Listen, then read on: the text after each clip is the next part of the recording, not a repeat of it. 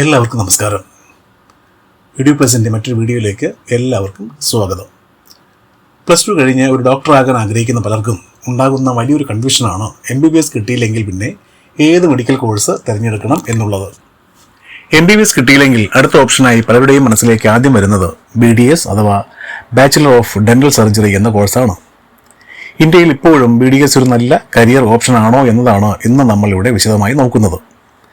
ഈ വീഡിയോയിൽ പറയുന്ന കാര്യങ്ങൾ ചില പഠനങ്ങൾ പരിശോധിച്ചും BDS സ്റ്റുഡൻസിൻ്റെയും ഡെന്റിസ്റ്റിൻ്റെയും ഫീഡ്ബാക്ക് കേട്ടും കൂടാതെ നിരവധി വാർത്തകളും റിപ്പോർട്ടുകളും പരിശോധിച്ച ശേഷമാണ് ഇവിടെ ഷെയർ ചെയ്യുന്നത്. ആദ്യം തന്നെ ഒരു കാര്യം മനസ്സിലാക്കേണ്ടത്, MBBS കിട്ടാത്ത സാഹചര്യത്തിൽ എങ്ങനെയെങ്കിലും ഒരു ഡോക്ടർ ആകണം എന്നൊരു ചിന്ത കൊണ്ട് മാത്രം ഒരിക്കലും BDS കോഴ്സിന് ചേരരുത് എന്നതാണ്.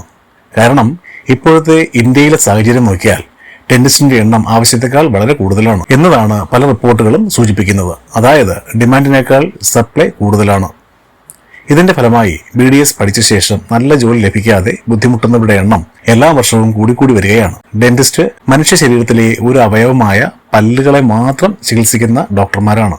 അതുകൊണ്ട് തന്നെ ഒരു MBBS ഡോക്ടറിനെ പോലെ സ്ഥിരമായി രോഗികളെ പ്രതീക്ഷിക്കാനും സാധിക്കുകയില്ല. പല ആളുകൾക്കും വർഷങ്ങളോളം ഡെന്റിസ്റ്റിനെ കാണേണ്ട ആവശ്യം പോലും വരാറില്ല. അതുകൊണ്ട് തന്നെ ഡെന്റൽ പ്രാക്ടീസ് വിജയിക്കണമെങ്കിൽ നല്ല സ്കില്ല്, അതുപോലെ തന്നെ ലൊക്കേഷൻ, റെപ്യൂട്ടേഷൻ, പേഷ്യന്റ് ഇൻഫ്ലോ എല്ലാം തന്നെ വളരെ പ്രധാനമാണ്.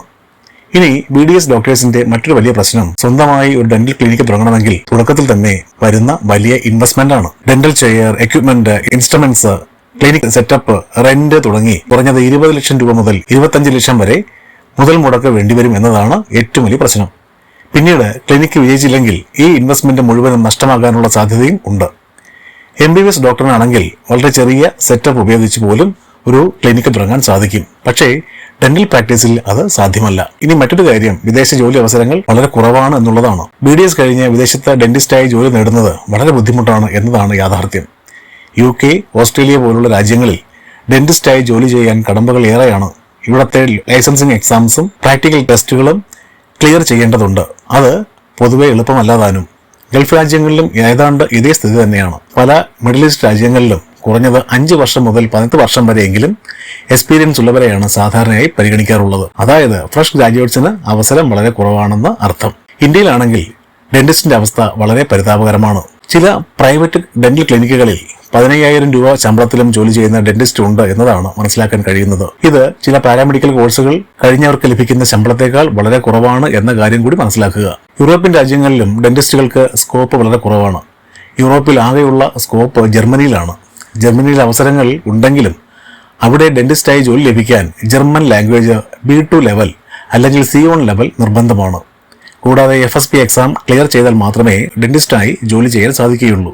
FSP എക്സാം ക്ലിയർ ചെയ്യുന്നതുവരെ മിക്ക ജർമ്മൻ സംസ്ഥാനങ്ങളിലും ഇന്ത്യൻ ഡെന്റിസ്റ്റുകൾക്ക് ഡെന്റൽ അസിസ്റ്റൻസ് ആയി ജോലി ചെയ്യേണ്ടി വരും. അതിനാൽ വിദേശത്ത് സെറ്റിൽ ആകാം എന്ന പ്രതീക്ഷ മാത്രം വെച്ച് BDS തിരഞ്ഞെടുക്കുന്നത് ഒരു വലിയ റിസ്ക് ആയിരിക്കുമെന്ന് കൂടി മനസ്സിലാക്കി വേണം ഈ കോഴ്സ് തിരഞ്ഞെടുക്കാൻ. B2 ലെവൽ ജർമ്മൻ ലാംഗ്വേജ് പാസ്സായ BDS ഗ്രാജുവേറ്റ്സ് ജർമ്മനിയിൽ ജോലി അവസരങ്ങൾ എന്നിവയെക്കുറിച്ച് അറിയാൻ ഞങ്ങളെ ബന്ധപ്പെടാവുന്നതാണ്.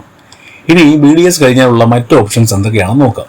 BDS കഴിഞ്ഞാൽ ഹയർ എഡ്യൂക്കേഷൻ താല്പര്യമുള്ളവർക്ക് MDSന് പോകാം.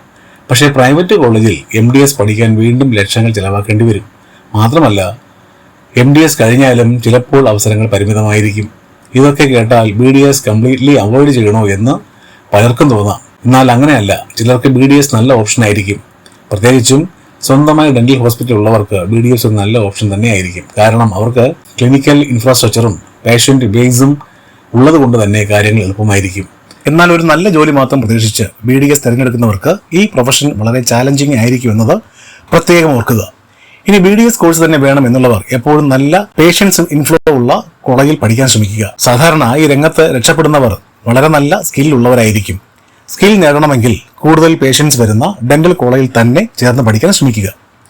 ഇനി മറ്റൊരു കാര്യം എന്താണെന്ന് വെച്ചാൽ BDSന് ശേഷം ഒരു കരിയർ ഷിഫ്റ്റ് ആവശ്യമുള്ളവർക്ക് ധാരാളം ഓപ്ഷനുകൾ ഉണ്ട് എന്നതാണ്.